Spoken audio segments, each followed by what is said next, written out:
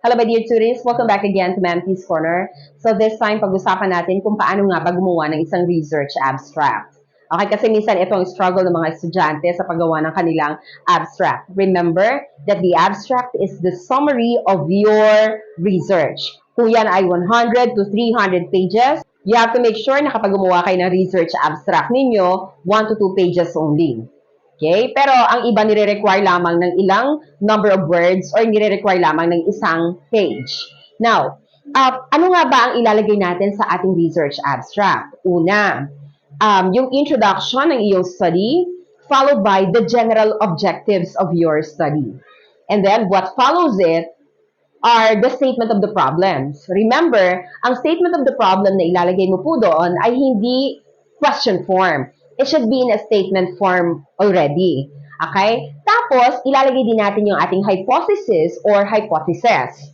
And then, ang susunod sa ating paragraph ay ano ang nakalagay sa ating chapter 3. Yun yung ating research methodology. Ilalagay mo dyan kung ilan ang respondents mo. Ilalagay mo din doon kung ikaw ba ay gumamit ng survey questionnaire. Kung ito ba ay quantitative, qualitative, o kaya mixed methods. And also the sampling techniques, wag natin kakalimutan. So again, kung ano ang nilagay natin sa ating research methodology, ilalagay natin sa ating paragraph number 3.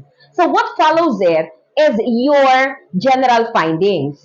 Tatandaan na kung ano ang ilalagay natin sa general findings, yun ay dapat naka-logically sequenced. So ibig sabihin, kung ano ang pagkakasunod-sunod na inilagay mo sa iyong SOP, yun din ang pagkakasunod-sunod na iyong general findings. Halimbawa, SOP number 1, ano ang general findings mo? SOP number 2, ano ang general findings mo until SOP number 3. Sunod-sunod ang paglalagay, hindi yung halo-halo or kung ano lang ang gusto mong unahin. And then, ang susunod ay ilalagay natin yung ating conclusion and recommendation. Now, nakadepende pa rin sa department ninyo or sa guidelines ng inyong university kung ipinapalagay yung inyong recommendations. But if not, proceed with your conclusion. And then, ang pinaka-last na tips na ibibigay ko sa inyo ay